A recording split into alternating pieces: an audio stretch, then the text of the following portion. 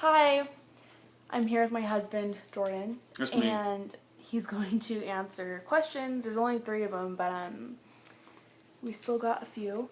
And I promised that I would record him, or us, but it's going to be him. And yeah, so here you go. Have fun. I'll try. Okay, what's the most meaningful thing a MILSA can do for her significant other while they are at boot camp, in training, or A school, or on deployment? Mainly, I think in boot camp they just need letters, a little reassurance. When you're in boot camp, it's terrible. There's no communication. As far as when I went through, I don't know about now, but we didn't have any communication. I didn't even get the call until 2 days before I graduated. There was just letter writing. So just the reassurance for writing letters to your significant other is greatly appreciated. A school or training, maybe like a care package. So like you send their favorite stuff. So if you know they like a certain candy or like a certain soda or something like that, or like video games, you can send them certain things that make them happy, just to make them feel you still care. I don't know. And deployment, I don't know. I've never been on one, but when I'm on a submarine, we don't get a lot. We don't have the opportunity to take a lot of items, but you can always send sailor mail, which is the same as boot camp. You still get the reassurance. Snail mail? Sailor mail. Sailor mail. Oh. That's what I said. So you're going through tough times when you first get to the boat. You don't know a lot of people. You're trying to do a lot of things for your command that they need you to do. So just getting that reassurance letter or email from your significant other is greatly appreciated. What was it like having to be long distance right after getting married? Well, not right after. I still saw you. Or 2 days? Well, 3 days? I don't know. I had felt like we had been married for longer, just because we had been together for so long and always spent so much time together. I mean, making it official, yeah.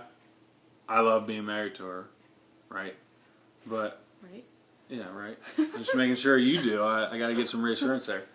But yeah, it was only 2 months for that time. I had went longer. I mean, it's not like when you get married, she's a totally different person. She's the same person.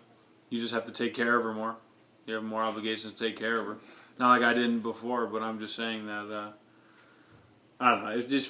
It's a little different when right after you get married, you want to, like most people go on honeymoons, but we didn't get the chance to.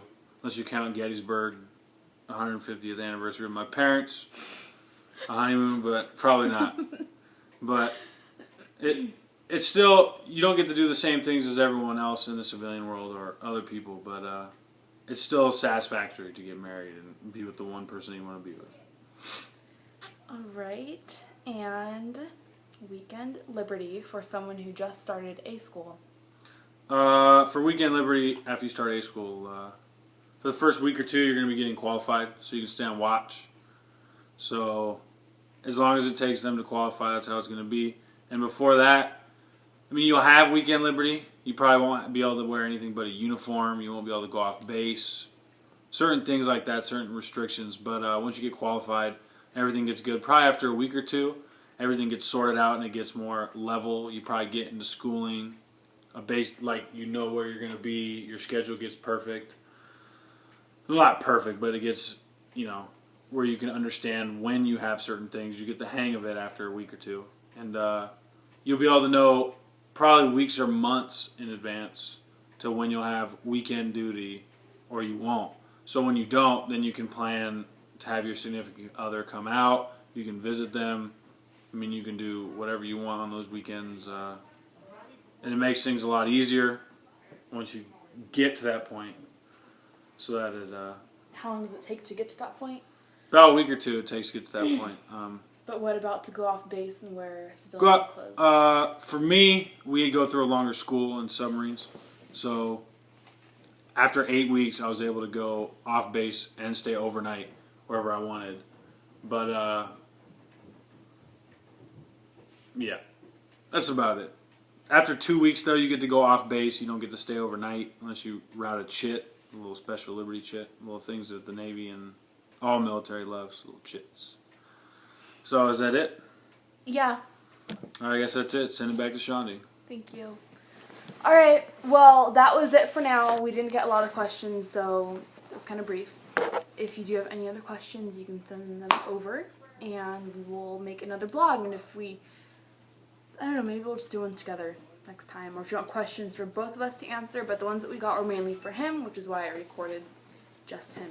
All right. Well, have a good night. Oh, bye.